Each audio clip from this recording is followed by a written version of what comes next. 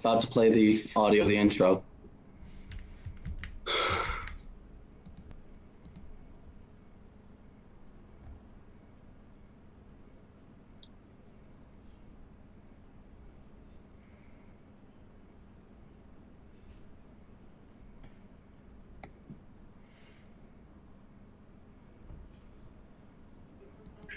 When you see them pretty little country queens, man, you gotta admit that it's in them jeans. Ain't nothing wrong, just get them boom, boom, boom, boom, boom. Welcome to Straight-ish Talk, where diversity of thought matters. We're your hosts, Kevin Hammer and Melissa Carley. Come join us on Friday nights, 9 p.m. Eastern Standard Time, as we discuss all the best-ish political and social topics, only on MagoOneRadio.net.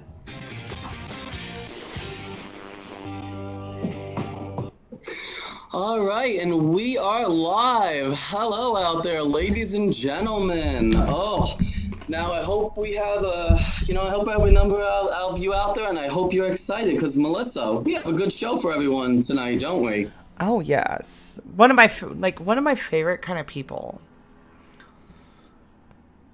and that kind of favorite people is, well, right wingers that are LGBT. So we have bringing to our guest though, because not only we have a gay man, but he's also a drag queen, a conservative drag queen. Ooh, I know. That's like finding a unicorn, isn't it? I know, and he will actually be joining me shortly. So this is also a first for us. Gonna have someone sitting right next to me as we go out on the air. So this is gonna be exciting. Also, we have another first. We are also streaming out on YouTube. That is correct. Which, Melissa, do you want to give our listeners a little bit of details about that as to where they can catch that? Yeah, so this is kind of a pilot thing that we're doing. So you're going to be able to see what we're seeing.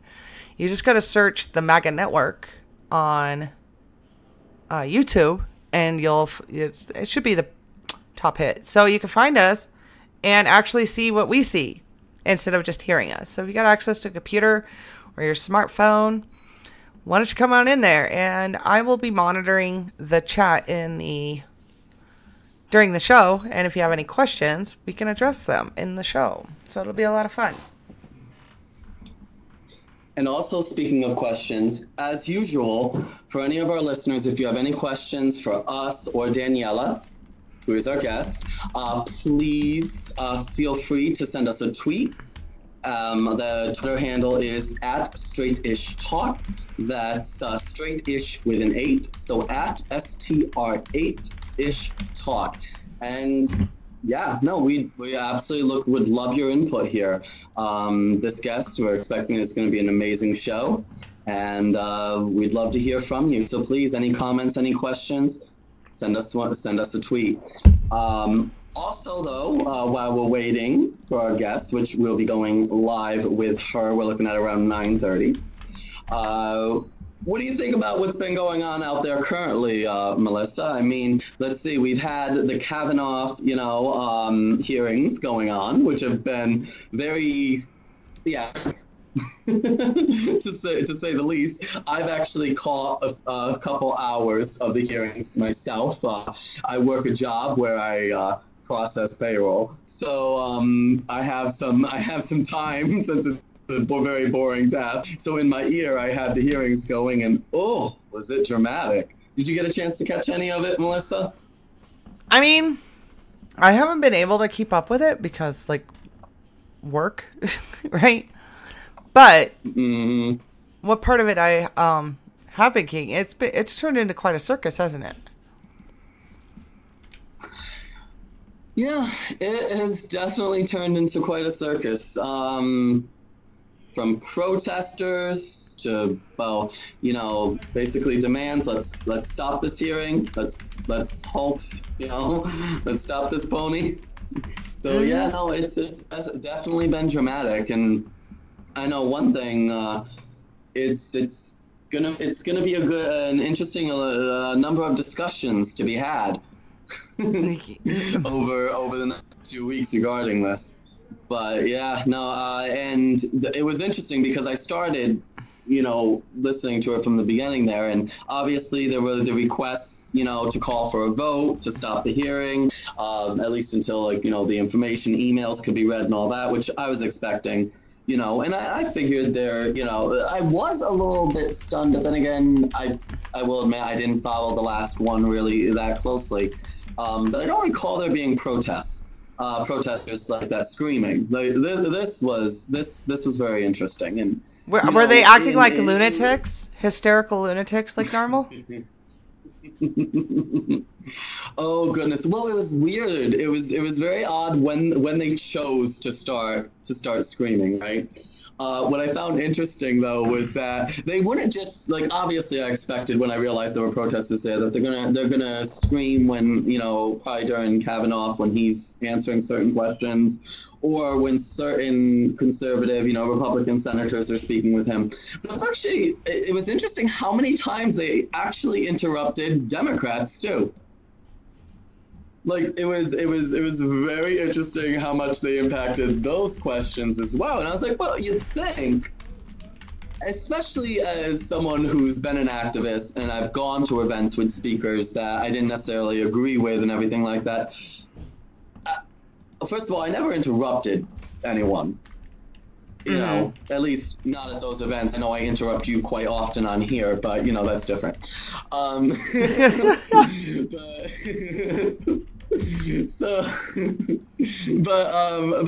I actually did listen to people speak. But even if there were people that would interrupt other speakers, I never saw them really do it to someone who was on their own side.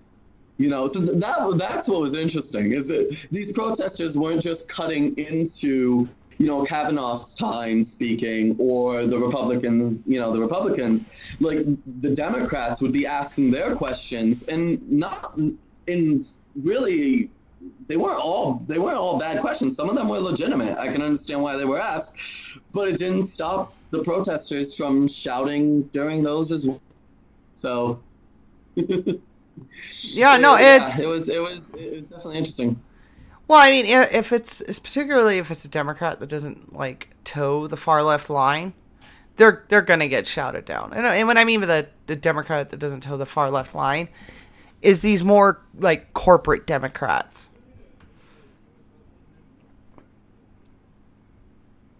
And so because there's a lot of a lot of Democrats are these Democrats can basically boil down into three groups, right? You got the far left moonbats like Dianne Feinstein and all those guys, right? Then you have corporate Democrats, and then you have labor oriented Democrats. And I mean, boy, do they hate each other. They Oh, no, it's well. So, mind you, it's funny though, because in politics, in regards to this is to me one of the ironies, right? Where I see the reflection of that is all about the labels, right? Even in politics, whether you're right leaning or left leaning, how many different types of conservatives are there? Descriptions. How many types of even Republicans? I will admit, when I was going through these different terms, one of the ones that stuck out to me the most was Blue Dog Democrat. Mm-hmm. Which I don't know how they tend to be more liberal on a lot of social areas. Sometimes social issues, except for guns and sometimes abortion. But overall, they tend to be Democrats, and traditionally, in a lot of other ways. Also, often a little bit fiscally conservative. So that was an interesting term for me. But absolutely, there are a lot of different types of Democrats who not stand each other. And I'd have to say though, I've seen that similarly reflected on the right too. I just think it's highlighted right now with the whole social justice focus that is on the left there. Identity politics being highlighted across the board very loudly and very clearly. But I mean, to be fair, politics in general it's identity politics regardless. You're trying to appeal to someone's identity or an aspect of their identity to get them to support you. You know, whether it's someone who's speaking to appeal to the fact that I'm a gun rights advocate, that I'm a supporter of the Second Amendment, or trying to appeal to me because I'm a gay man. Well, Either I mean, way, there's the, there's no such thing as gays that like guns. Come on. Oh no, I know. I'm okay. I have to hand in that. You're totally a Russian bot and a figment of my imagination. Drink bleach. Drink bleach. Maybe that's how this figment of your imagination got here. Have you been drinking bleach? I mean, if you're a figment of my imagination, I could have done worse. Oh goodness. So let's see. So we have that fun going on right there, which Melissa and I do plan to cover in the future, ladies and gentlemen. So what else do we have going on in the world around us right now? I was thinking, how about the interesting situation there with, is it Bosch is the name? Bosch. Yeah, I think that's how you pronounce it. Okay. Yeah, I mean, before we get into that, like, this has to be said. Elon Musk was smoking weed on the Joe Rogan show. Really? Yes. You know, say what you want about the Hyperloop Thunderfoot, but Elon Musk is an okay guy in my book. And he's, like, doing such a wonderful job of, like, irritating all these far left people. It's great. Well, I mean, to be honest, I mean, it's the old adage, right? What is it? The enemy of my enemy is my friend, or something like that, right? Yeah, the enemy of my enemy is my friend. Yeah, absolutely. Absolutely. And I've seen that even play out in relationships, so damn. But no, I mean, to be honest though, I mean, the extremes of either side are really not that difficult to trigger or upset. And as much as I will pick on the left, and like I said, I do that more so because that is my background. You know, I came from more of the left. I was an activist. You know, I still consider myself a liberal, I guess by today's standards, classical liberal, but still, so I pick on it a little bit more for a few reasons. I focus on it a bit more because I have people call me out on it, you know, and say, well, you always seem to pick on the left a bit more. And I think it's because I actually held it to a higher standard, I guess. I think when we affiliate with something, associate ourselves with someone, something, organization, whatever it may be, a side, right? We tend to we tend to hold them, or we should, but we tend to hold that to a higher standard. So when that standard isn't met, we kind of react negatively to that. And I think I think that's been part of my personal response with the left. But that doesn't mean that I absolutely haven't had triggered moments with anyone right-leaning, because trust me, have I been blocked? I added someone who was more conservative-leaning and even a supporter, and I remember making a post that criticized Trump and I forget the other aspect. It was a post about two topics. One was Trump, one was something else. Anyways, he and I went back and forth because we disagreed on this issue, and I remember his last message to me. He didn't actually fully block me, but he unfollowed me so he wouldn't get the notifications and stuff. He's like, I thought you were someone different. I thought you were, I didn't know this was you. You seemed like open-minded and able to have conversations. Mm-hmm. And I'm like, you realize what you're sounding like right now. I'm not agreeing with you on this specific topic. So you're acting very sensitive. That I don't agree with you on this specific thing. So that means anything else where we have had agreements on means nothing. Does that sound familiar to you? Yeah. And he didn't really respond beyond that point. So I have absolutely seen that same behavior occur on the left. No, it's I absolutely have. well, I mean, like, here's the nice thing about all the little labels that I have, right? So, you know, right wing, anti-theist, trans, right? I don't really have a jersey, right? Like, there's no one on my side, my quote unquote, my side, right? So, I mean, I could just shit on everyone if I want to. It's kind of nice. Except Daddy Trump. Yeah, I really mean, like Daddy Trump. Oh goodness! Don't get me! Don't get me! Don't get me! Don't get Daddy me Trump. What? Oh, I can't do it. No, even Trump aside, I can't do the whole daddy. No, that's a no. I can't do it. So actually, how about we go to our break a little bit earlier? 7-minute break. Our guest Danielle is going to be joining us a little bit early. Oh, good. A little bit early. So how about we go to our first break, about a 7-minute break, and when we come back, we will be back with our guests, and we're going to actually be playing something special, something to take you back, the background music for Schoolhouse Rock. What do you think about that? Ooh, that sounds I special. haven't heard that in a lifetime. It's been like, damn. So we're going to get that going, and ladies and gentlemen, once again, if you have any questions for our guest, please do tweet us.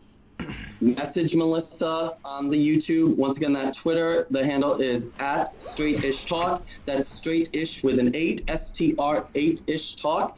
And we will be back in about 7 minutes, ladies and gentlemen. So we'll be talking to you soon. All right.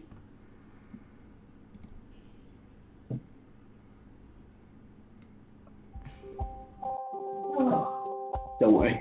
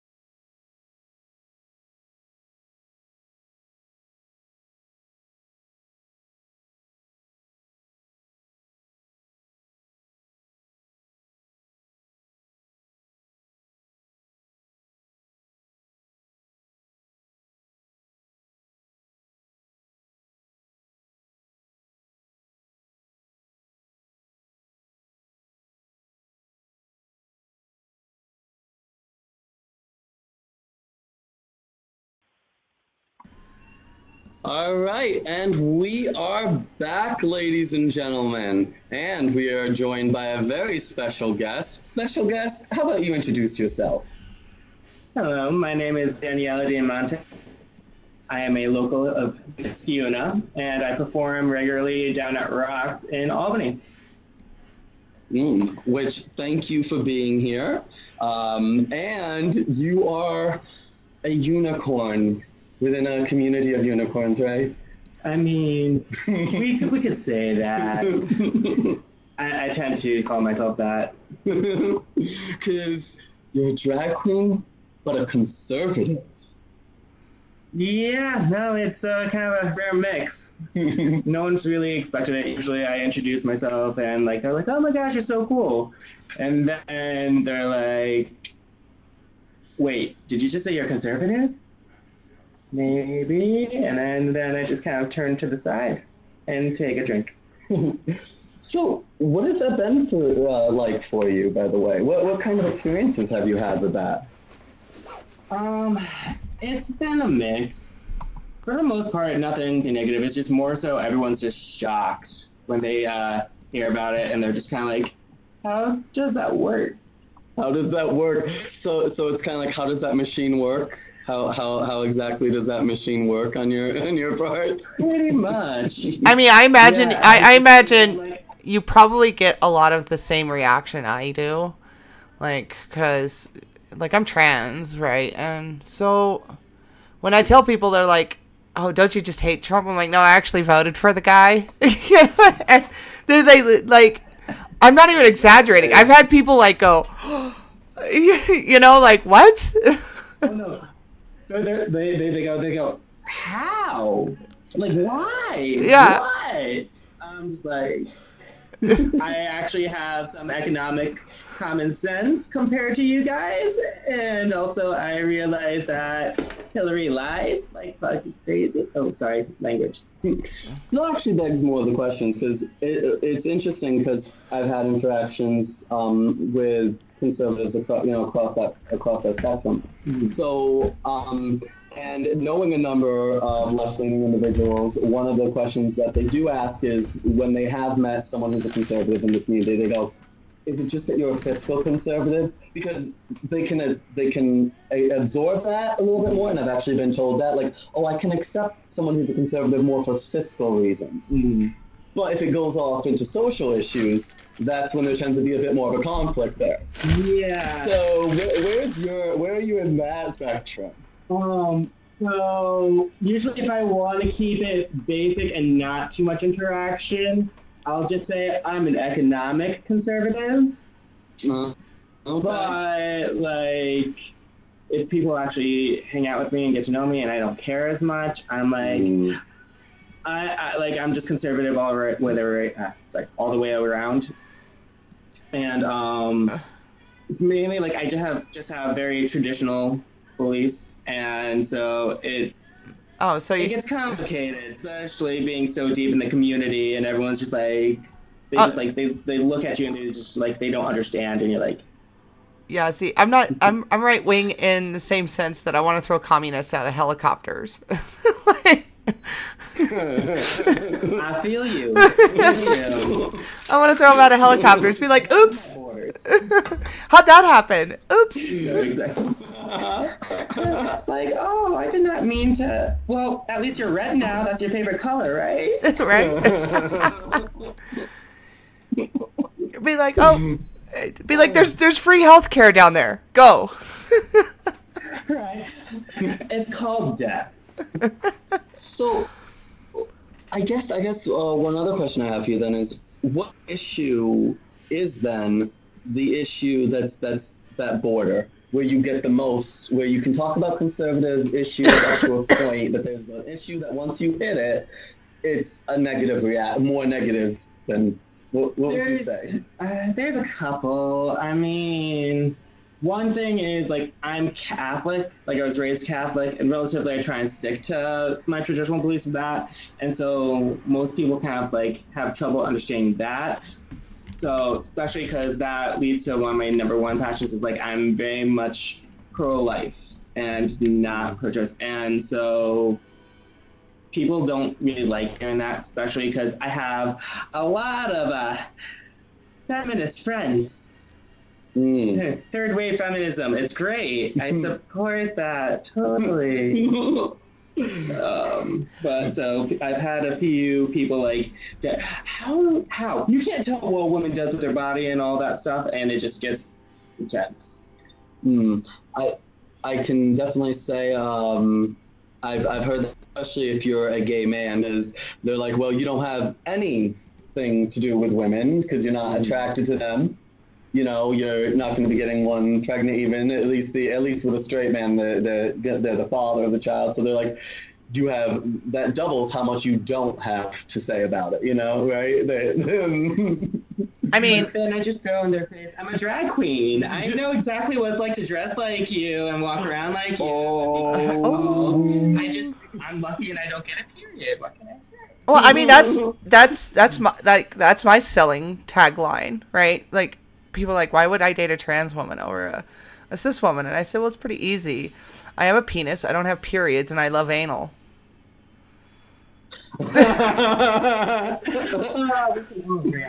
Oh, goodness. We're angels, aren't we? Right? So I will admit this. When I first became an activist in the community, you know, when I first moved out this way. Now, this is going back for me when I first came out and got active, probably when I was about 22. So it's been about 11 years for me. And I went to some of the first events. And one of the events I went to was what we have, it's called in this area, the Northeastern LGBT Conference. And this was actually before I even moved out here, when I was going to college. What's it called? I was going to, FMCC. What's it called? What was it called again? What? The conference. What was it called? The Northeastern LGBT Conference. Okay, so this is like an LGBT. Okay. This is I'm just starting to convinced, like, it should be LGBTC, right? So lesbian, gay, bisexual, transgender, cancer. But, you know. Aren't there numbers in there now too? Yes, No. There's this. I can't believe they had the balls to publish it. Like, I really can't believe they had the balls to publish it. But there's this video on BuzzFeed, and they took the LGBT alphabetical soup.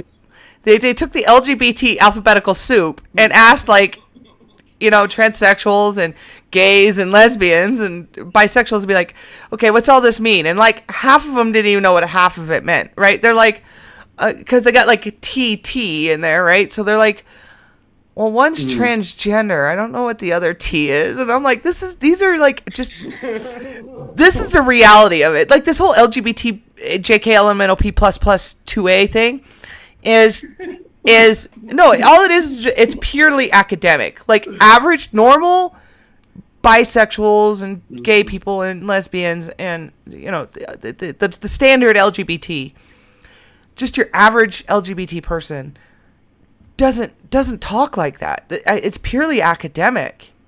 And like I've tested this out myself. I was like, well, maybe BuzzFeed just found a bunch of idiots, because I mean, it employs a bunch of idiots. So like, I took the whole LGBT JKLMNOP ++2A thing, and I went down to my local gay bar, and I'm like, can you identify all this? And I did not run into one person that could tell me what all that meant. And I had a cheat sheet, because that's the only way I would know if they knew it or not, right? And like, I was like, can you tell me what all these are? And like, I would get looked at like I was retarded. Like, I don't know what all this means. Like, it's funny though. I actually on my YouTube channel, I did one called the Alphabet Soup, and I did it as a drinking game. So I went through the letters of the alphabet and what they mean. You know, the LGBTQI. I think I had like LGBTQQIAAP. There was another one in there. I have to remember the video. So in the last one though, I was also a little bit drunk when I was doing this, because I was explaining it as I was going through, and I know I did a lot of drunk streaming back in the day. It was good times. as I got to it, I got to pansexual, and one of my friends, they're like, "It's so offensive sounding, but it's accurate." So when I got to pansexual, and to explain that, I'm like, "So pansexual." No, surprisingly, that doesn't mean you screw, cookware. You're not screwing the frying pan. Though, if category. that's a whole different thing. But I'm like, so basically, what this means is that you will sleep with all the letters of the alphabet that came before. And that was pretty much how I explained that one, because it has gotten.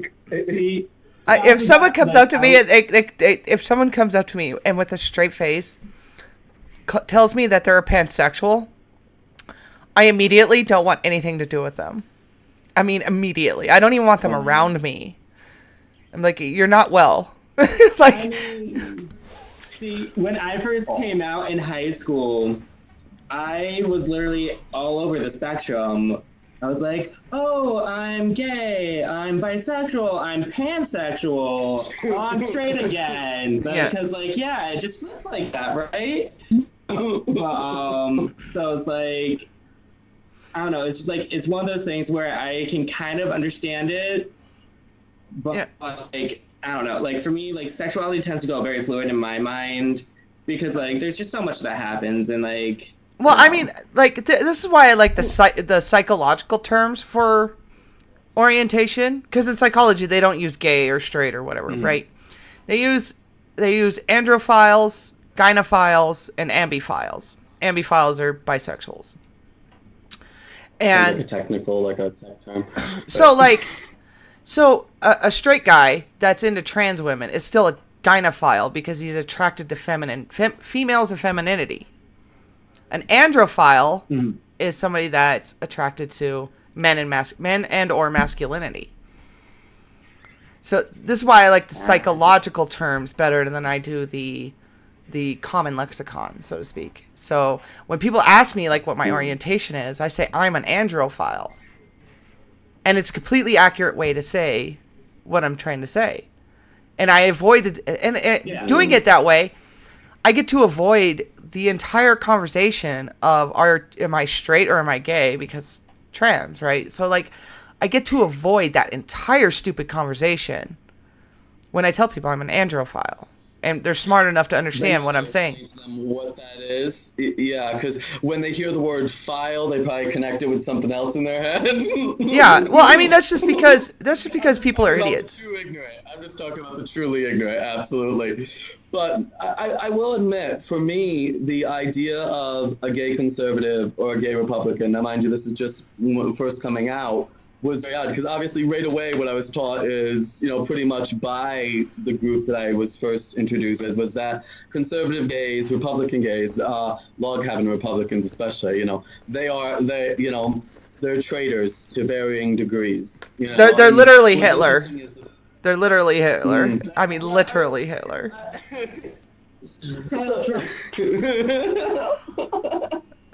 So it was interesting, because when I went to that first conference, it was the lunch break between all the different things they were hosting, all the different events there, and there was a gentleman who was sitting there at the table, at one of the tables, and it was quiet and everything, and he was by himself, and all the other tables for the most part were crowded.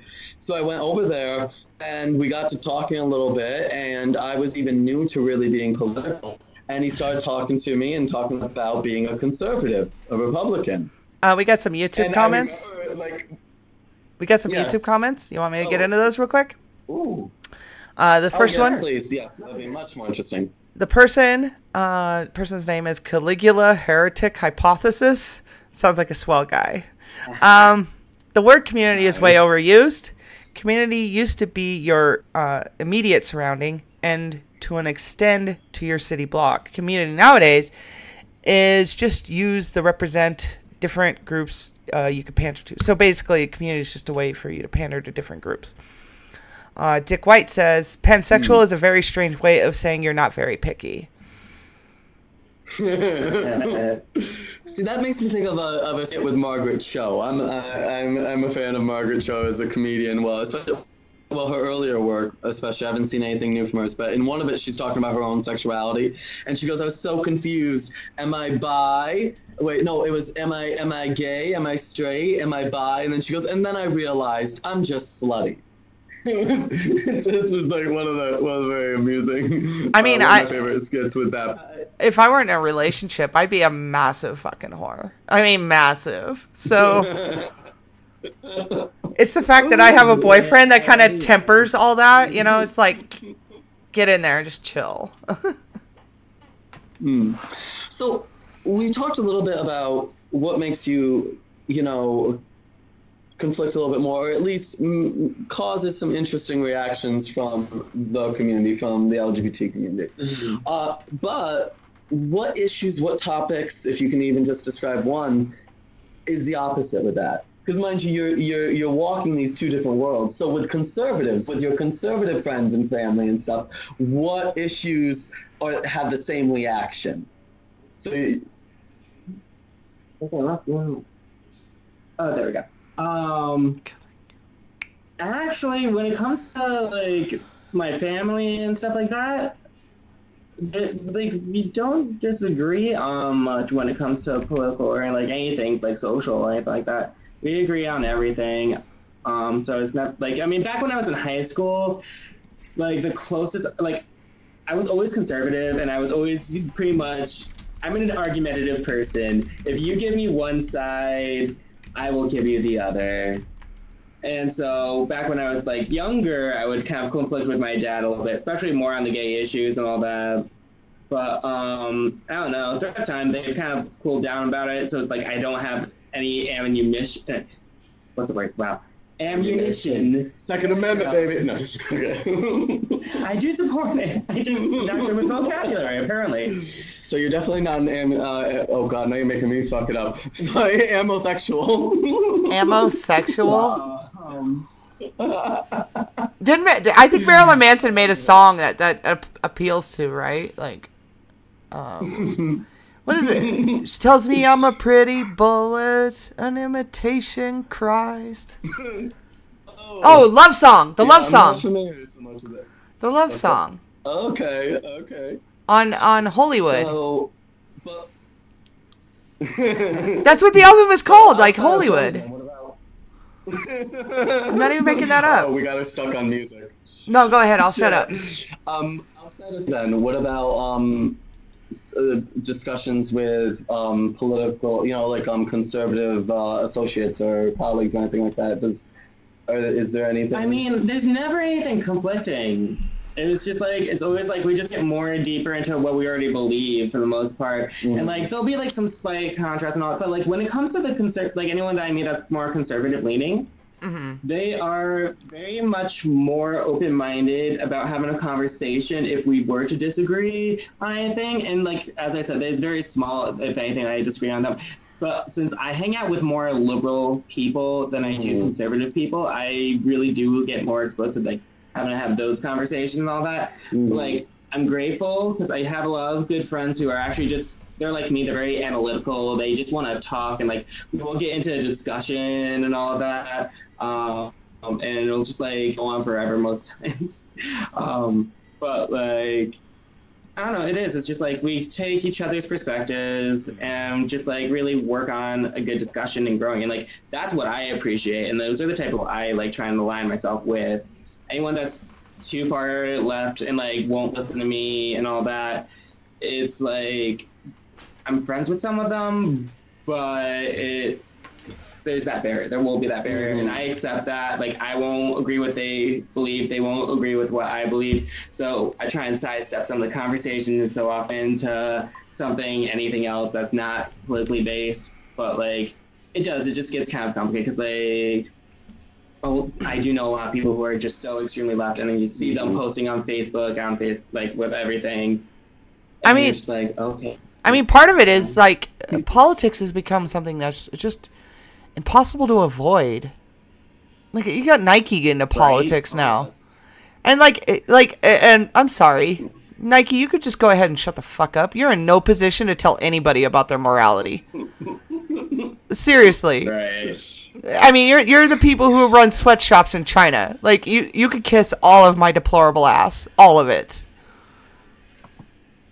Well, it's just like everyone, their morals and beliefs, there's still like a hypocrisy to almost anyone's like beliefs, because like for the most part, someone gets hurt in someone's morals or like idea of what's good and what's bad. So it's like, and that's one thing we just really need to learn to accept is like, like especially the left, they keep on trying to obtain this utopia, perfect land, and all that, where it's everything peaceful, everything's nice, and like gumdrops and rainbow, and you're like, oh honey, this is reality. Yeah. And in reality, we're not perfect. We're crazy. Yes. I mean, I'm getting to the point where I'm kind of immune on these things. And I'm not exaggerating when I say this. I'm almost like, you know what? Just forgive all their college debt. Let's give them free everything. Like, and just let the economy collapse. And then we could hit the big reset button, take everybody's rights away, have a meritocratic voting system. Like, let's not dick around until 2055. Let's just pull the plug now. I'm fine with it. Let's go. See, my idea is we take all the special people of the world. We get a little nice grove with a fence, and we just let them go, and we'll see what happens to them after like a year. And by then, most likely, half of them will be dead, half of them will have gone insane and like primal, and we're gonna be like. And well, I mean, to me, it's just it's gonna figure itself out. Like the economy collapses, right? A Great Depression hits the entire world. And the 20% of lazy, useless, and stupid people will just die off. Because it'll, like it or not, a meritocratic system is going to come, right? Like, without all the government propping up the lazy, stupid, and useless, like, they're just going to starve and die. So, I mean, either way, a meritocratic system is going to come, and they're not happy with, you know, actually implementing a meritocracy in a controlled way, so they just want to implement it. Okay, that's fine. And when everything collapses, you're going to have to deal with a meritocratic system anyhow. I mean, like, and what I mean by... Are you telling me that? No, and what I mean by, like, a collapse is inevitable. The millennials, people born between 1982 and 2002, are not having kids. So the baby boomers and Gen X had lots and lots of babies, and they're called the millennials. And now millennials are working to keep the baby boomers on retirement, on Social Security. But what's going to happen is Generation Z is not a very big generation, and millennials aren't having kids. So you're going to have two generations of very small demographics. Now, when millennials go on Social Security, the whole thing is going to go tits up. Because you don't have enough workers for this huge generation of millennials. And moreover, it's believed that the first person to live to 150 years was born in the last 20 years. So millennials are going to live longer than our baby boomer counterparts. I want her to die off at this. I was gonna say at least we'll be old when it happens. So I mean, I guess I can waste my time having conversations about it until then. I mean, I'll probably get Social Security at least for a few years, right? At least for a few years, because like I'm literally one of the first millennials ever born. I was born January 15th in '82. So I'll probably get, I don't know, 4 or 5 years of Social Security before the whole thing goes tits up. I mean, it'll be nice, you know, on top of my IRAs and 401ks. It's not going to be bad, but you know, I feel sorry for these dumb liberals that think it's going to last forever and be like, oh, I don't need to save for money. The government's going to wipe my ass when I'm 65. And I'm like, okay, that's what you think. Awesome. Yeah, Daniella's going to do a vacation. Like, I'm coming up with contingency plans. Like, okay, am I going to go take a trip, or am I just going to be smart and save as much money as possible and like just get a bunker? We're just going to go somewhere up in the mountains. Like, and that's it. Like, just get a good group of us. We'll get some, you know, some weed, some alcohol. We'll drive off in the middle of like a secluded place and be like, we'll survive. So we know what to do. Bye. I mean, when the collapse happens, I'm going Korean convenience store clerk on that ass.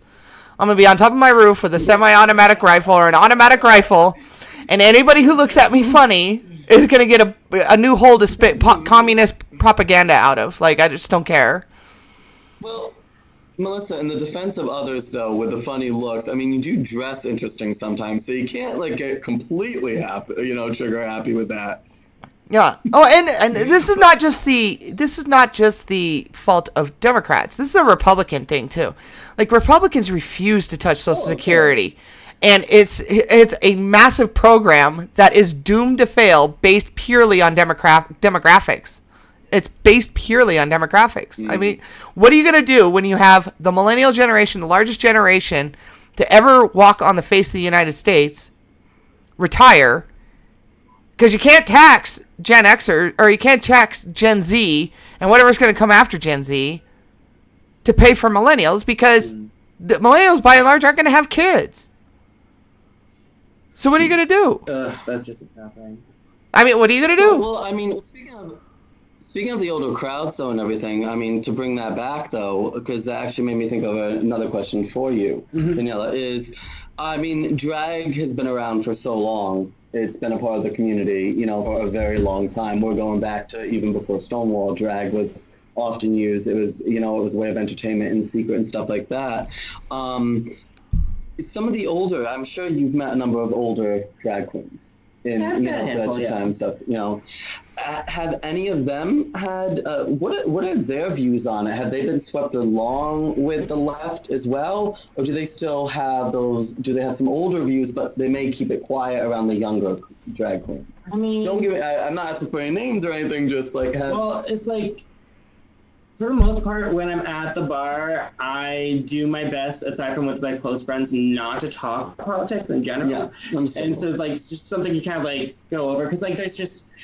The issue with being a drag queen is there's always drama, there's always like social things going on, and like there's just always something where like you can avoid like having those kind of conversation situations. So it's like you tend to get more into the drag politics rather than just into like the normal politics of America and all that. But like you can tell the generational gap between some of the older queens and some of the newer queens a little bit, because like some of them can come off as like they kind of understand like economics and like how to work or something and actually earn like what they have, and like it's about having general respect. Versus the younger queens are like, I'm pretty, so give me attention and I deserve everything right now, and it's just like face palm. And you're like, wow. But I don't know. The older queens are usually a lot more gracious and just, I don't know. They're wiser, and so they like actually know how to behave and like have like register what's going on. And obviously, the older you get, the more conservative you end up getting. Like whether or not people realize it, it's like. There's like certain things that you're gonna hold as traditional values, like, and it's gonna be a difference from what younger generations are gonna feel and all that, especially with the more entitled the younger generations are. No, absolutely, and I will admit I've even seen that. I mean, politics aside, in general, even like for example, having been an activist and having been involved in like the fight for marriage equality. I was 18 when sodomy laws were overturned. That's I was 18. That was 2003. So yeah, so I was just becoming legally an adult. I know she's thinking, how old was I? Don't 10. Even. Oh my God, she was 10. She was 10. Hush, you can't speak right now, okay? Now, so I was 18. When that happened, so a lot of the stuff that I was active and involved in, I will admit.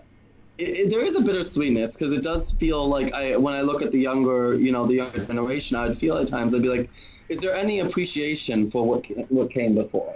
Is there respect for what came before? Is there an acknowledgement of those? Like, I'm not saying bow down, as the older generation or your overlords by any means, but is there at least an understanding of the world that existed before you, or a respect for it? I guess that's always one of my thoughts, because I I see people so comfortably being themselves in public and stuff, you know, younger especially, you know, and especially in city environments where we are now, depending on where you are in the neighborhood. But, you know, I see that a little bit more. And you know, I do wonder. I'm like, well, do they have a full understanding or respect for what got us to that? And that's coming from my activist perspective. You know, that's coming from my experience as an activist. But what do you say we take a second break? We take a second break. We'll come back because then I really have some fun questions for you because I actually did a little bit of research on the side from people who don't necessarily want to listen to the show because they're not willing to hear other viewpoints. And these questions and criticisms come from my personal, one of my favorite groups, feminists. Their views, their critiques of drag. So we're going to discuss some feminist critiques of drag when we get back. How do you feel about that, Melissa? Are you excited for that? Yeah, and I actually got some a question from a viewer on YouTube they're addressing me and our guest. So we'll hit that up when they get back. So, yeah, when we get back, actually, let's jump on that question since it's right there. And since the questions I got are from people who were too chicken to come on, we would jump on that question, and then we'll discuss feminism in relation to drag. Ooh, I'm excited. So we're actually going to take a bit of another longer break, ladies and gentlemen. We're going to do another 7-minute there. So we're going to take that quick. Fine. Well, okay. It's about 6.5 minutes, okay?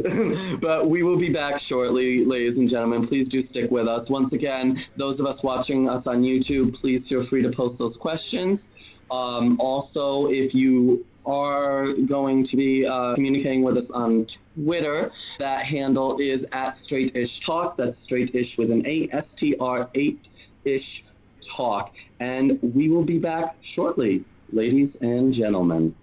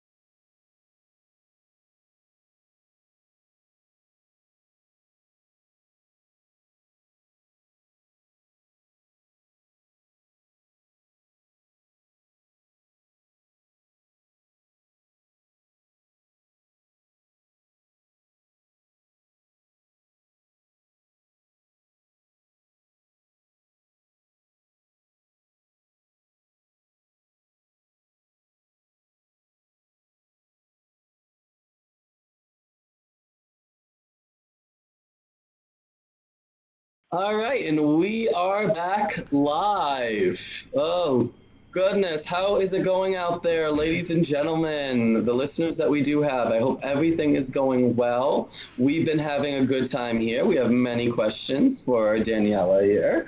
I know we had one come through on our YouTube stream, and then I have a few feminist questions for Daniella. I know. Oh.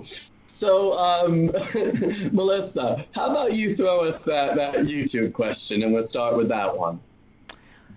So this is a question to Daniella and myself.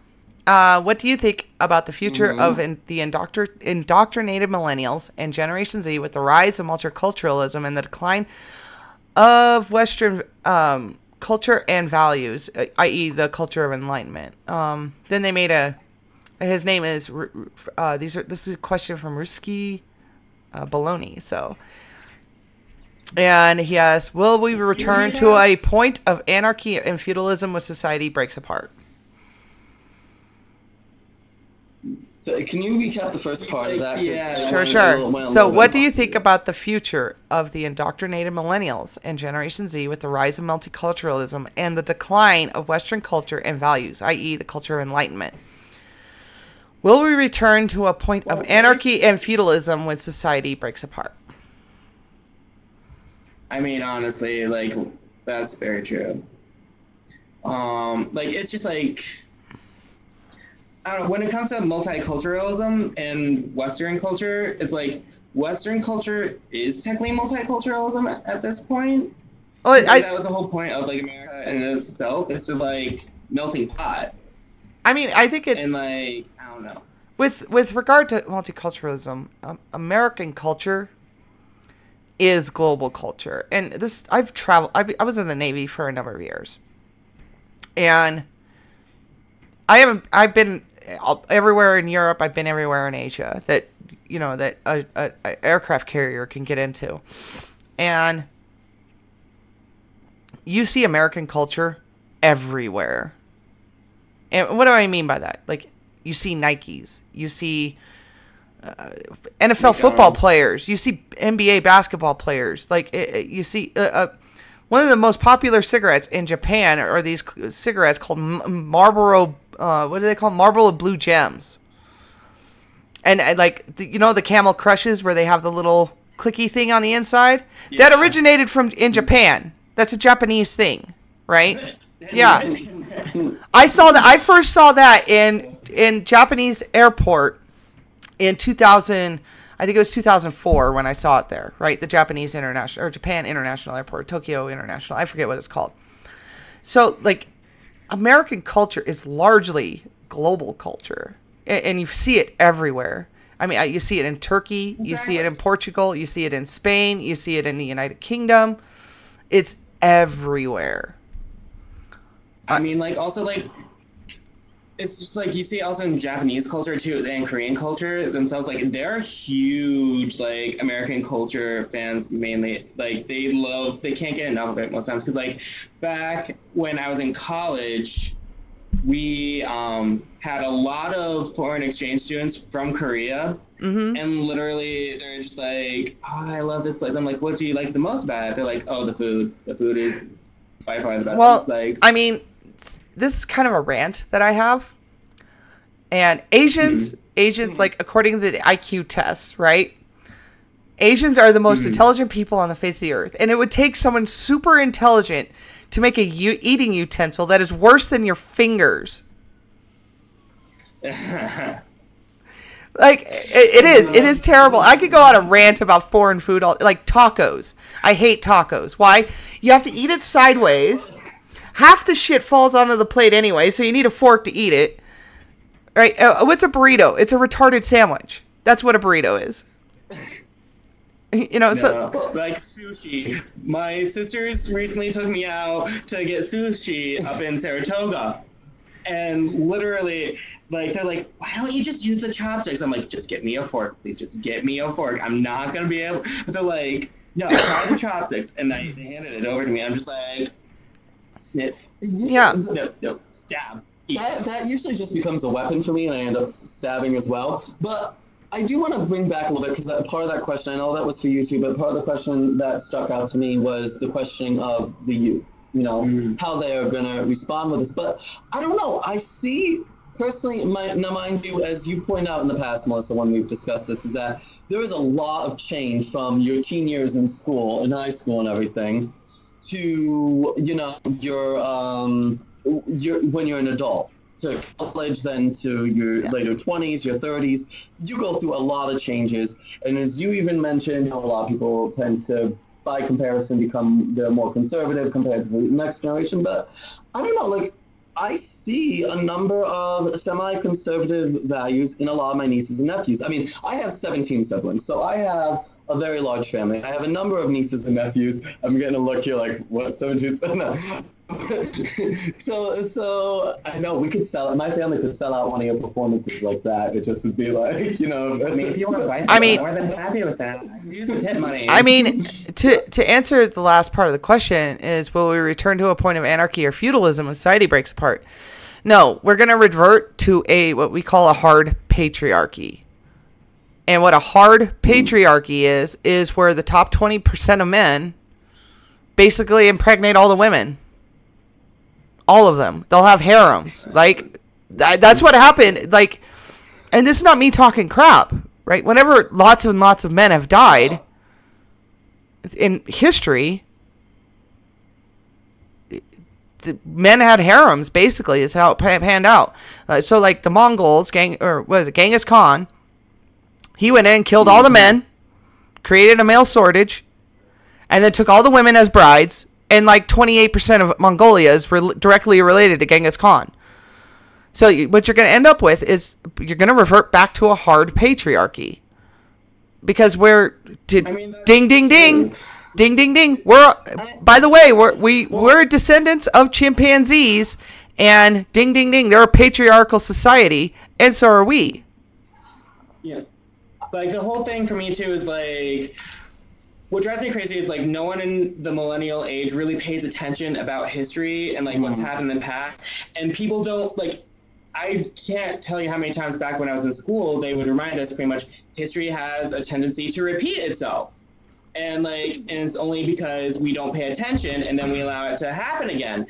And so, like, seeing, like, nowadays with millennials kind of being so disconnected from what it was like back in time and all that, like, the respect of, like, the past and all that, because, like, now we have no respect for the past. We're not really caring about the past, so that's why everyone's, like, not actually knowledgeable about what's going on. I mean, but are we kind of then, like, projecting that onto future generations necessarily? And like I said, the reason why I want to express that, and I do want to take a moment and finish my point earlier, is like my one niece, to me, really embodied where I do see a number of people her age. She's 16 now. And after the Parkland shootings, there were a number of schools that did moments of silence and everything. They went outside. Some will walk out, protests, of course. Now, my niece how she approached this was very interesting. And I had a great deal of respect for it because they did 17 moments of silence for the 17 lives that were lost, which I understand that. That's absolutely respectable.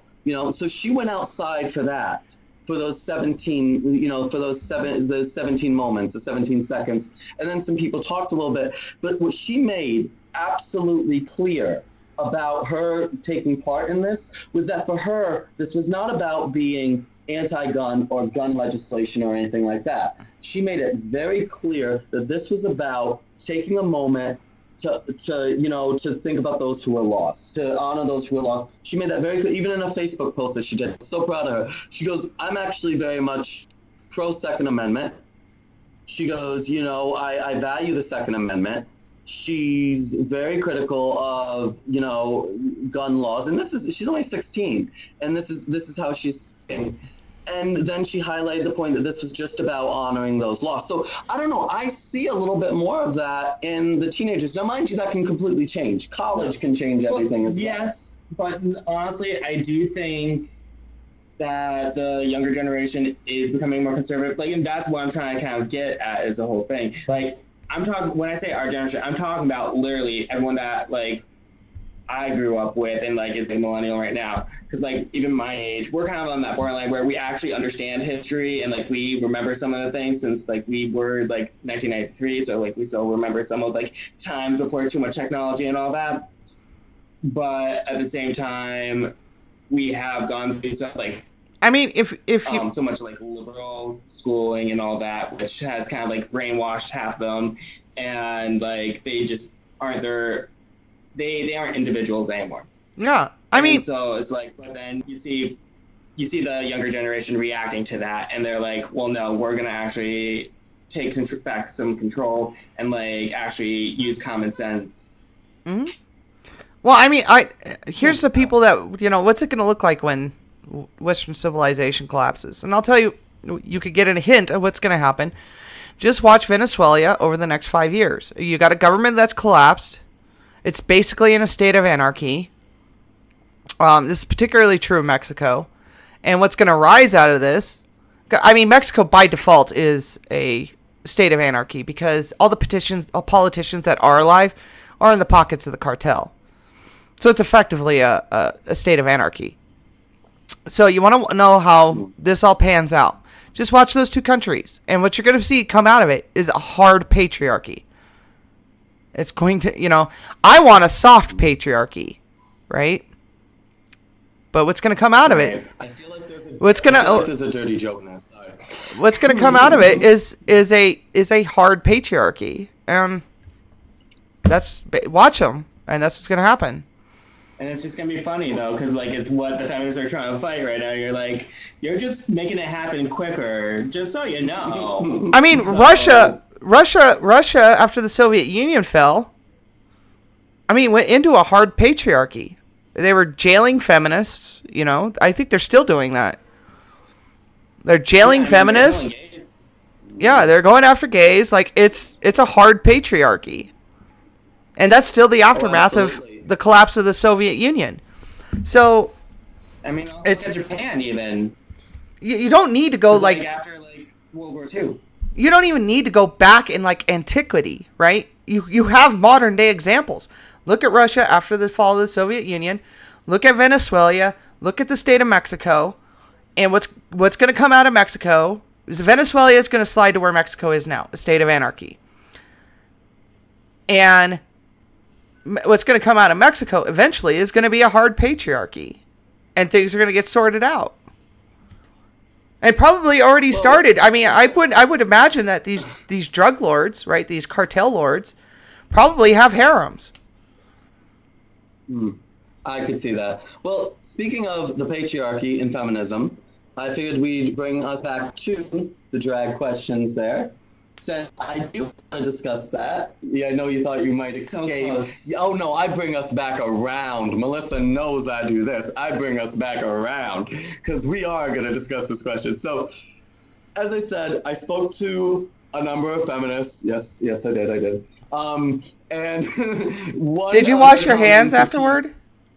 I said spoke. No. I will clean my ears first. I mean, saliva does come out of their mouths because they're constantly like drooling about like BS. So like, I was just wondering, you know, did you wash your hands? That's what I tell them. That's what I tell them, that drooling isn't ladylike. Anyway, so now, one of the critiques is that drag is a mockery of what it means to be a woman. How do you respond to that? See, I'm gonna be the rest of those leftist little baby snowflakes and pretty much say, I'm offended. Offended. That's no. You know what my answer to that is whenever I hear that? I'm offended. You know what my answer is? Good, be offended. Shut the fuck up. Nobody cares, right? Like nobody gives a fuck. Like. Agree with you. Call it a day. Let's move on. Next thing. Yep. What is it? Do you see that? Do you see it? It's like the whole thing is like if you ask any gay man or anyone that's actually in the gay community, which a lot of feminists are like so aligned with the LGBTQA alphabet soup community.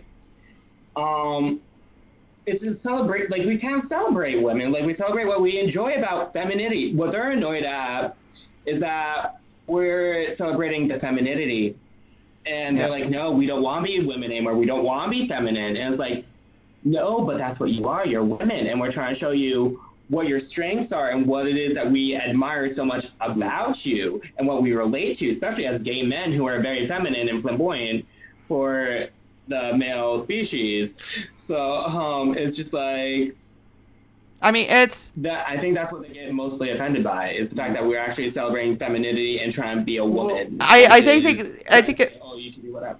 I think it boils down to men are enjoying it, therefore it's bad.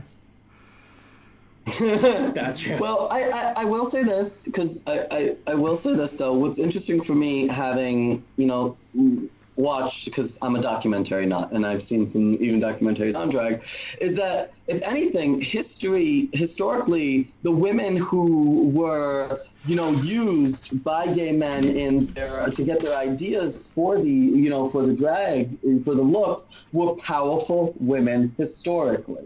I mean, even if you think of modern takes, you've got what, Elizabeth Taylor. See, there's a very strong. Honey, that's not modern no more. No, I know it's not modern, but okay, it's modern by going within the last century. Okay? I mean, if I were to go drag, like straight up, because I've thought about going doing drag shows.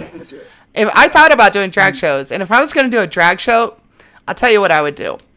You know the video with Lady Gaga where she's wearing like that leather suit, and she comes out and she's like wearing a half mask, and there's like these Dalmatians or whatever next to her. That's what I would do.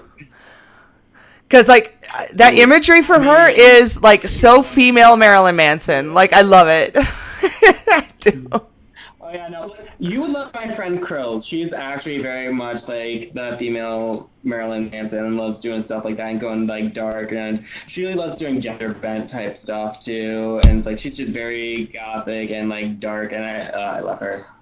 We got a question for you. What is your that's relevant? Caligula asks, what is your thoughts on the 9-year-old drag queen? I was actually just I was about to bring hoping that. for that one. I was about to bring that up before you left. I was hoping. What are your thoughts? I'm a receptionist. I got to watch the news all day at work, and guess what? I'm coming on booth. She got that sass coming out. I see it. That sass is coming out. I'm like, Spectrum, 3, 2, 1, and here we are again. So basically, my thoughts on that, I disagree with it immensely.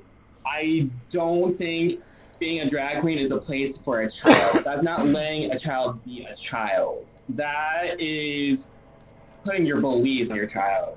I think it's pederasty is what I think it is.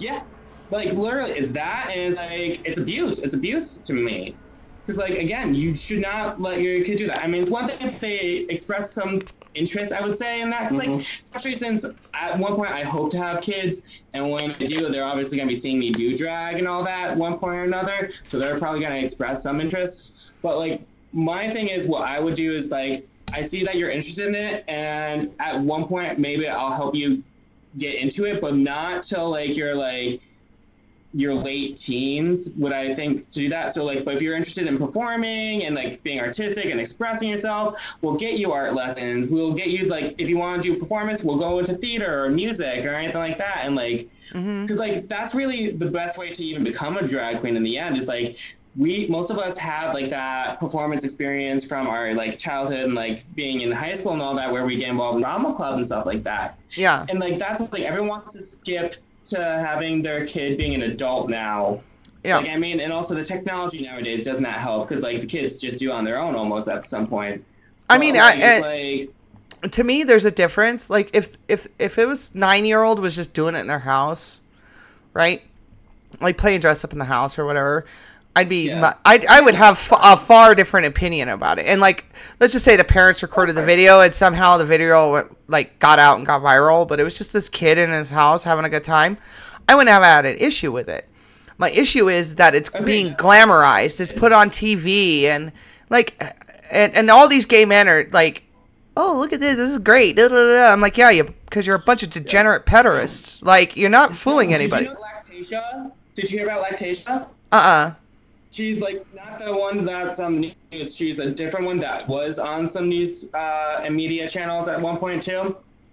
But she ended up being a cover girl for like a lingerie brand. Mm-hmm. Like, cause they do kind of like what Pink does, where they do like the cute little pajamas and stuff. Yeah. Like that. So but like she was a child drag queen. Yeah. Representing a lingerie brand, and I'm like, what the hell? Like, I can't. Well, No, and like not long ago, another thing that came out of the drag community that I thought was completely inappropriate is they had like drag queens go into a kindergarten and read them books. which I do want to. That's like I cannot. That is so inappropriate. So inappropriate. I just want to say one thing in regards to the 9-year-old boy being a drag queen, though. In regards to 9-year-old being a drag queen, because first of all, drag shows. I've gone to a number of drag shows. I enjoy them. I've always enjoyed the entertaining, the entertainment value of it. But to me, maybe there's always obviously a very adult environment. When you're at one of these events, it just feels very adult environment. Even if it's not a completely raunchy show, because there are, we just hosted one at my local college once, but even that, it was more of an adult because the content was a bit more adult. But aside from that, seeing this 9-year-old dress up like that, right? I think of, for example, another thing that I wouldn't let my daughter do. Beauty pageants with little girls. Of course not. That I remember Stewie Griffin referring it to as a one-way ticket to, what was it, a semen covered death in a basement or something like that. Yeah. The beauty pageants. Stewie Griffin on that. Sorry, but I don't agree with those for little girls. So why the hell would I agree with this for a little boy? Because it's all that show, it's all that stuff. So I wouldn't remember the controversy about the little girl on Toddlers and Tiaras, where this mom literally had her dressed up as Julia Roberts from Pretty Woman in the hooker. Yeah, I remember that. No. And so, like, that was a huge controversy and, like, so anti-feminist, so inappropriate. How dare they? But then the same people will be like, look at that little drag queen. Yes, queen. And I'm like, you're clearly straight and you really don't understand gay culture. Yeah, I just wanted to bring that up, is that it's not a double standard. Some people would try to say it's a double standard for some people. For me personally, it's not a double standard. I wouldn't let my daughter wear makeup like that, let alone my son. It's just, I wouldn't let any child that I had dress like that. It's sexualizing them and setting them up for pedophiles to attack them. Mm-hmm. So that's my personal take on that. But now to jump forward to what Melissa did bring up, drag show, drag story hours. Drag story hours. Thank you for the terminology. What's your take on drag story hours? So, because I know you and I have discussed this a little bit before, and like, so what we kind of agreed on that we could like be okay with, I suppose, is like when the queen is like there for a performance value, not to be like some sort of political figure or statement figure or anything like that. Don't get me wrong, I'm still not huge on drag interaction with children and all that, but like if I had to choose one, I'd be okay with it as long as they're a character and like they're not doing anything or not like trying to create like some sort of mindset or like trying to specifically get their beliefs into the ideas of the young children. If they did it purely out of a shallow, like, here, we'll read Cinderella, I so happy and be drag, but I'm a character, so I'll call it a day. It's kind of like dressed up as I refer to it, as I said to you, like a clown going to a performance. Yeah. Right, someone in drag. And because I have a friend who's a drag queen, and she has gone to similar events around Pride, where, she goes and she reads story time, But the thing is, what she does read it's not a book about gender confusion or anything like that. She reads Mother Goose, Clifford the Big Red Dog. These are what she's reading. Simple stuff that's meant for kids. So she's there in that persona, yes, and it's subdued. It's not a sexualized outfit. I've actually seen her post pictures. She's fully covered. And everything. And she's reading like Mother Goose stories, not stories about discovering that you might be Zer or Zim. So that's where I'd say that we did agree on that. Yeah. That, I mean, okay, if it's that, what do you think, Melissa, with that? What do you think of the content? Is there a line for you with it? I mean, this is not just against drag queens or just the LGBT community in general. I'd find it just as inappropriate if, I don't know, Ted Haggard or some other mega church leader was going in there to read Green Eggs and Ham, right? Because certain people, just by their very nature, are going to make political statements, right? I wouldn't want Colin Kaepernick reading anything to my kids. Or Richard Spencer. What if he's on a knee? Or Richard Spencer. Richard Spencer. I don't care if Richard Spencer is going in there to read Sleeping Beauty, right? It's inappropriate. It's inappropriate, right? No, I agree. And I can agree with that because, like, it's I do agree with that. because, like, I send my kids to school to get educated, not to be entertained, right? They're not there to learn about whatever your social issue is, right? They're not there to be, well, there might be 20 genders or whatever retarded thing they're going on about, right? I'm there. I want them to learn. I want them to learn science, math, English, history. That's what I want them to learn, right? What the map looks like. Hey, this is where How to write, how to read. Like, these are the things they need to learn. Not. There's guys who dress like girls and they're gonna read us a fucking book. Like, it's completely inappropriate. No, I mean, I agree. It's completely inappropriate. Okay, so I know a lot of this. So, like, schools. I know one of the big discussions here have been this happening at schools. But what about, like, events hosted at public libraries? Does the setting impact your view on it at all? If it's, for example, if it's like at the public library, so it's an event open to the community, would bring their kids. Well, that's different. Versus it being in a school. That's different though, because it's like that's up to the parents versus. Because, like, a kid is not okay. So here's the major difference, right? Excuse me, right? The major difference is no one is forced to go to a public library. You're compulsed to go to school. Like, there's truancy laws, right? So your kid has to go to school. Your kid doesn't go to school, you as a parent can actually get into quite a bit of trouble for that. So one, they're being forced to go to this place. And two, a K through 12 education system is not a public venue, right? I don't have if I go into it, like, 36 years old, if I go into like the local high school, the high school would be well within their rights to tell me to kick rocks. And if I didn't, they'd call the police. And police would throw me in the city jail. Right? Well, yeah, no. So the thing is, like, nowadays, it's like, I don't know any situations where, like, they actually go to school, but I do know plenty of queens who have done the ones at the public library or have a public reading. And, like, I guess my issue is the fact that it's all so political and it's, like, indoctrinating children nonetheless. Even though it's not being forced at school necessarily, it's like their parents are pretty much forcing their kids to come listen to this. And then, like, again, it's just, like, that encouragement of trying to, like, be like, oh, let them learn about gender and all. I'm like, no, you can't do that, especially at such a young, impressionable age. Yeah. Well, I mean, like, I'm sorry, as like the human mind, it needs to be categorized. There needs to be, like, there is a bit of a black and white necessary, like, for us to function as people.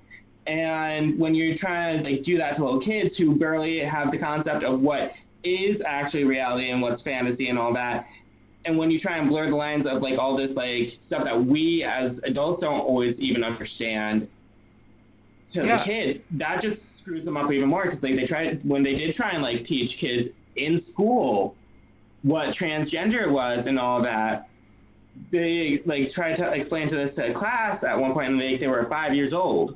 Yeah. And they literally flipped out. The kids flipped out to their parents, like, I don't understand this. This is freaking me out. Does this mean I can be a boy or a girl anytime I wake up and not be me?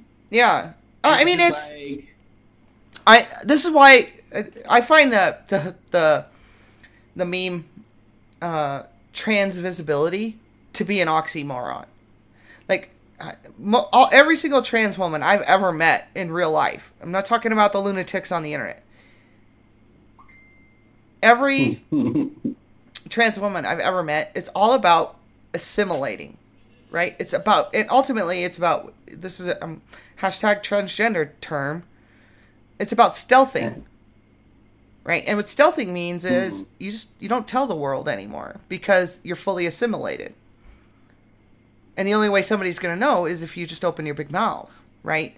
So it's ultimately, that's why, like, I find things like trans visibility just a completely asinine thing. Because the idea is to blend into society. If the idea isn't to stick out like a goddamn sore thumb. You know, that's what drag queens do.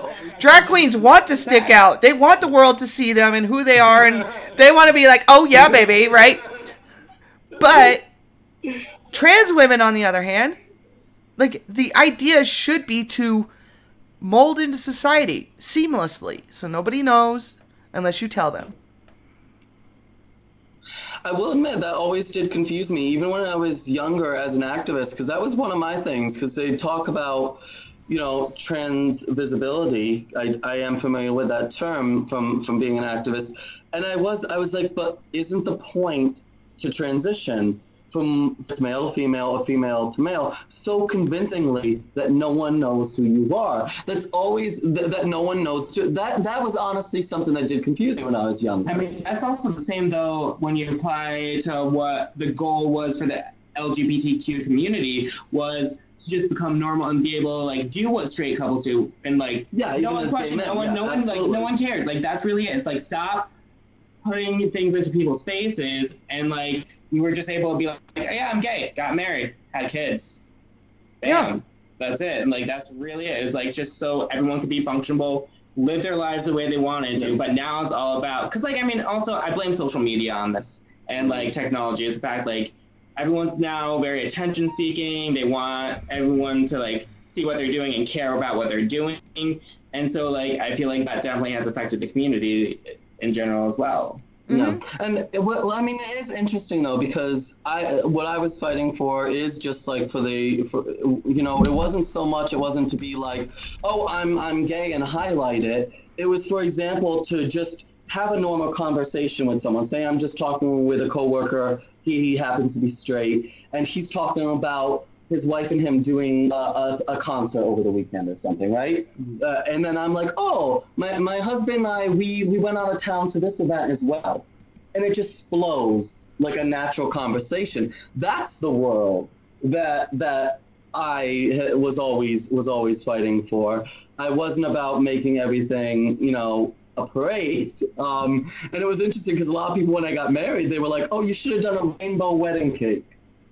Or you should have done this, you should have done that, you should have gated up more. I had one friend say, oh my goodness, you have to have a drag queen do the ceremony, you know, perform, you know, your vows and everything. I'm like, what? I'm like, I do. I want a wedding, but I want a redneck wedding. I'm sorry. That's why our wedding cake was a birch tree design with freaking deers on top, $2 on top. The drag wedding is for an anniversary. The drag wedding is for the anniversary. That's what you do it for. No, so I mean, I understand that. So I guess that was the ultimate. So, but that's where you get into conflict, because.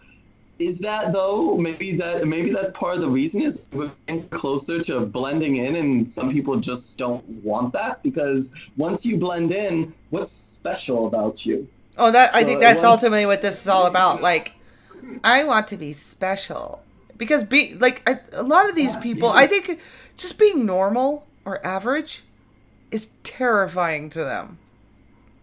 It is. That's why I think like they come out with like these bullshit genders, like I'm non-binary, right? So this way they can say I'm special, and I'm like, yeah, you're non-binary and unicorn kin, just like everybody else. Good job. You're so fucking special, you goddamn idiot. Right? You're a carbon-based life form like the rest of us. Like, I think there's something to that. Like they have this like desire just to be special in some goddamn way. And I'm like, Well, I don't even think I think I'm normal, right? Like Right. I know this sounds really I know this Normal. I know this sounds weird, right? But like in my day-to-day life, outside of the internet, like my day-to-day life, my being trans never comes up, right? And I like 9 times out of 10 I don't even think about it, right? Like it's like in my headspace. It's like, oh, just getting dressed. Okay, gotta do my makeup. Okay, gotta get to work. Some guy's holding the door open for me. You know, like I don't even think about it. It's just, that's what I mean by normal. It's just like the way I carry myself in real life. It's not like I'm operating with this identity. You know what I mean? I'm just being me. And that's what I mean. Like by normal, No, I definitely get that. is I don't make a fucking show out of my life. I'm not special. I'm not unique. You know, I'm just normal in every other way except that I'm trans, right? So I'm normal in every other aspect. I mean, I pay my taxes. I go back and forth to work. You know, I have a boyfriend and I make him dinner and I kiss him and I love him, right? Like, so everything is just normal. So there's not, I don't, and, you know, I never saw the value. Like, because if you're special, that means everybody's looking at you. And, like, you want to be special? Here you go, millennials. You want to be special?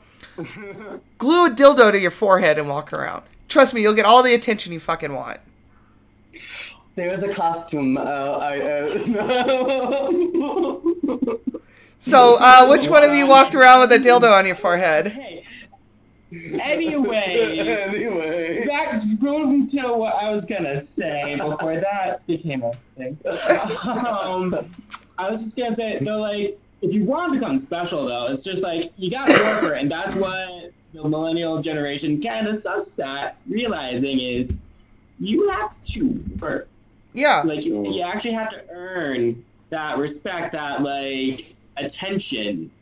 Yeah. Like, don't get me wrong. I'm a Leo. I love attention. I try and make it about me a lot in my life. I try and act special as I am. But at the same time, I register that idea of one being humble, because like I know I'm not that special. I know that a lot of people want to be special. I know like that's just like the era we live in is like everyone wants attention at this point. So it's like I'm trying to come up with my own idea of how to do it for myself, and like I'm working at it every day, and I'm not just here just like sitting on my ass. Like as a queen, like this is a new whole thing for me to do right now, is being on this show, is like to talk and like expose myself to different viewpoints and like put myself out there to like, and like I'm working at it to actually get more of an audience and to like meet new people, get new ideas. And it's just like, that's the whole thing. Like, people need to realize it takes work. It's not just, oh, I say I'm something or I do a little something and then bam, all the attention. It's like, no, if you want that like idea that's in your head, you gotta work at it. Yeah. I mean, you want to be special going to space. There's only been like 300 people that have ever been to space.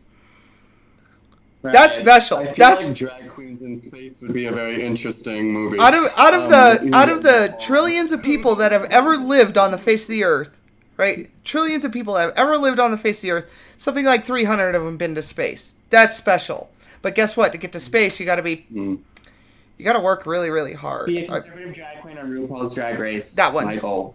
That one. Do that. That's my goal. Hey, when you get up there, bitch, you better get up there, you bitch, and you better start being like a red pill dispensary. Like, here you go, here you go, here you go. Literally, like that's gonna be the number one thing on my application. I'm gonna like put in like big bold letters. I'm a conservative Catholic drag queen. Yeah. And Tell me you're not gonna get drama out of me, bitch. And your right? outfits have to be all red, and you have to be like, call me the red pill. Yeah. I don't know. I feel like that'd just be bad because obviously I couldn't do this because anything it would have to be bearded lady going on, man. I'll get kicked off of RuPaul's, but that's what's gonna make me even more famous too. I want to get on RuPaul's Drag Race. I want to get on RuPaul's Drag Race so I can argue with RuPaul. Like, I don't know. See, RuPaul will agree with us, though. That's He the doesn't thing. believe transgender can be a drag queen. yeah, I know. That's the interesting thing that I was going to say, though, is that RuPaul actually is conservative on some views, to be quite honest. I mean, if you follow, RuPaul's past, and Yeah. I mean, going back to what was it in 2-1-Fu, she wore a freaking Confederate dress, and I forget what her name was. Hold on. Rachel Tension. Yes, Rachel Tension was her name, and she was wearing a Confederate flag in this movie. And I was just like, So yes. she, Paul has a long history of pushing those boundaries, not being sensitive, willing to have conversations. So I actually think that it would go pretty well. That part would go well. It's more so me and the other queen. Yeah, you and the other Give me drag that queen. little bitch. We'll see what happens. that would be interesting. Because like I have a massive bitch switch, and it's usually stuck on. So massive. It's like This switch, it never goes off. well, no, like I was born with a bitch switch, right? But what made it stuck was estrogen, right? The minute I started getting estrogen, that bitch switch just it's jammed. It's like rusted shut, right? Like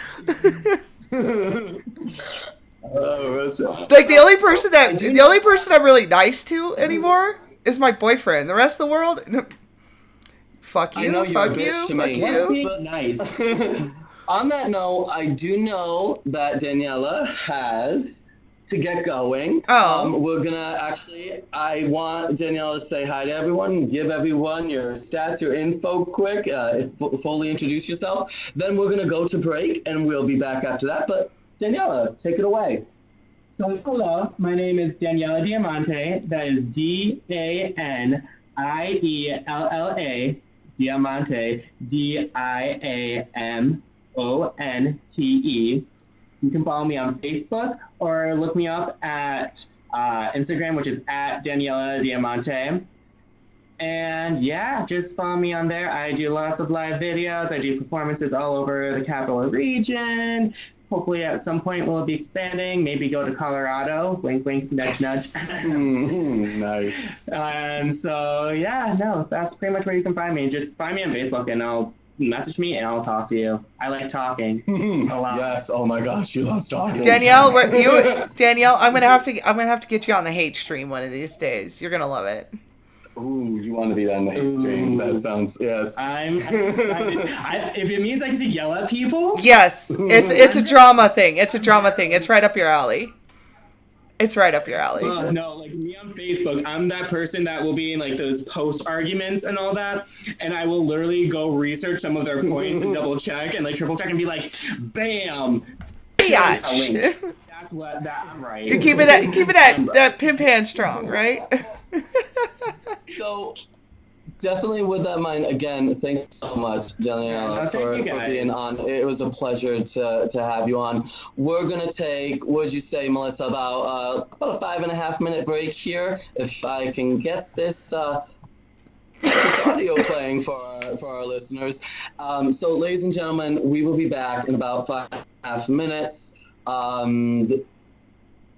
Please join me in saying thank you to Daniella, and we hope to actually have her back on in the future. I know I would love to have her back on. How about you, Melissa? Would you like to have her back on in the future? This is a groovy chick. She needs to be on more.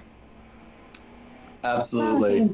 So we're going to go to that break, and we will be back in, like I said, about 5.5 minutes. So see you then, ladies and gentlemen.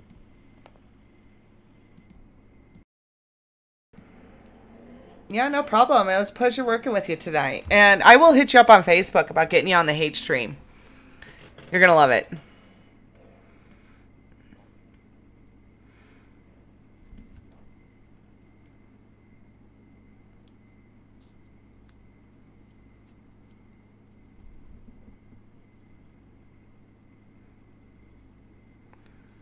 All right. I'll hit you up on Facebook. I'll talk to you later, Danielle. I'm going to go smoke a cigarette.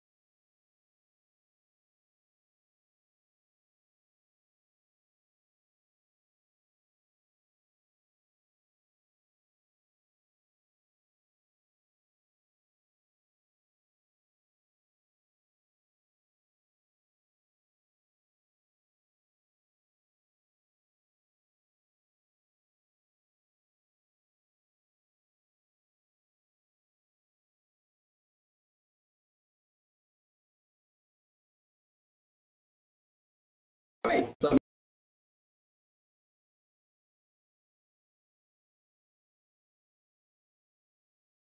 right, and we are back. So, Melissa, wasn't Daniella amazing? That was a very fun guest to have on. Very fun. I feel like we were supposed to only talk for like 30 minutes more, and we ended up stretching it to 45. She was a lot of fun. Oh, I know. That's like. I didn't want her to get off, to be honest with you. Like if we had unlimited time, I could have talked to her for hours. So. Oh, definitely. Oh, absolutely. And I've actually had some pretty good conversations with Daniella. I actually met her very recently. It's interesting. So, I mean, to meet her and then find out she's not just a conservative, but a conservative drag queen. That was like, oh, how did you meet her? Just out of curiosity. Oh, just like social groups and stuff. There's a lot of groups in the area. Oh, okay. And it's a small community. I mean, the community is so small around here, it's not even funny. So I go to like drag shows, and I have a number of drag queens as friends on Facebook. That I've gone to their shows and stuff, and it turned out she's one of my friends and stuff. So yeah. So yeah, no, she was entertaining, and like I said, it was interesting because the first time we hung out, I tried to when I first hang out with people as well, and it's difficult for me because a lot of my life revolves around research and politics, being involved in politics, or it's difficult to avoid the subject. Mm-hmm. Though I try, but sometimes, as you said, everything is political nowadays. Yep. You talk about music, you wind up with discussing politics. You talk about sports, wind up discussing politics. Anything is pretty much political now. So it kind of got there, and we got into that discussion. I think it was because of the drag and bringing up, drag shows, and then it got to the kids, and I think that was what led into the discussion about her being conservative. Yeah. So that's pretty much how eventually even that led to that discussion. But yeah, no, I'm glad, Anna. We had a few firsts today. First of all, it was interesting to have a guest, one of our guests sitting right next to me, not in another state. Not, Yeah. that was an interesting experience. It was an enjoyable experience. I have to say that was pretty awesome. And being out there on YouTube right now, streaming, saying hey to everyone. Getting some questions from YouTube, getting some feedback from our community. That's great stuff. I love it. Oh, absolutely. So I want to thank all those listening on YouTube. As well, I want to thank you for your involvement, your questions, your viewership. Thank you so very much, and I hope to see you every Friday evening. I understand some of you have lives, so I understand you can't be there for everyone. But I definitely feel free to stop by and ask us a bunch of questions, and don't be afraid to ask the difficult ones. And I don't bite too hard, so yeah, keep asking those questions. Hey, I'm the bear in this duo. No. I mean, Kevin, on the other hand, like, of the three of us that were here, Kevin's the biggest princess. Do not forget that, first and foremost. Oh. See. Eventually, this is coming. The day is coming. The showdown, the high noon, the desert setting, the villagers, the town people running and hiding. It's coming. All right, the clock tower right there. It's all coming. The tumbleweeds. Yep. It's gonna. Are you and I? One of these days, you and I are gonna have a little sass off, and you're gonna prove once and for all that you're the biggest princess. Oh, yeah. I'm gonna let you take it now. I'm gonna let you take. I'm gonna be a gentleman for once. I will admit it's a difficult skill set to master. Are you sick? Are you feeling ill? Are you? I know you said your husband was sick. Is that kind of rubbing off on you? I'm just trying to figure out where this gentleman crap is coming from. That's all. Well, you know what? We got a YouTube viewer that agrees with me. Sean B says she's not wrong. You. See, he knows. You're the princess around here. Oh, okay. Well, on that note, why don't you then just take it? Because we got 4 minutes left. So you yammer on about your shit, all right? Yammer on about the shit coming up. I Z-snapped you. That's right. So, no, real quickly, I want to talk about next week. So next week, at 9 p.m. Eastern Standard Time, we're going to be live again on Friday. And next week, we're going to have a gentleman by the name of Turd Flinging Monkey. And have you had the chance to check him out on YouTube yet? I have not had a chance to go through all the videos. That was going to be part of my plan for tomorrow. He's going to be a real interesting character. So he's a talking monkey that has lots of sex with sex dolls. Other than that, he's okay. Other than that, he's one of the forward most, I would say probably the second most popular voice in the online MGTOW community. And for those of you who don't know, MGTOW is men going their own way. If you don't know what that is, you could either tune in next Friday, which I recommend. Turn in next Friday. Or you could look up on the internet, but that's boring. And if you want to check out his channel, Turd Flinging Monkey, on YouTube, he is very, very interesting, and he's funny too. So he's a good source of entertainment and information. So I definitely recommend checking it out. He's definitely an and I'm not one to misgender anyone, because he is a masculine presenting transgender lesbian.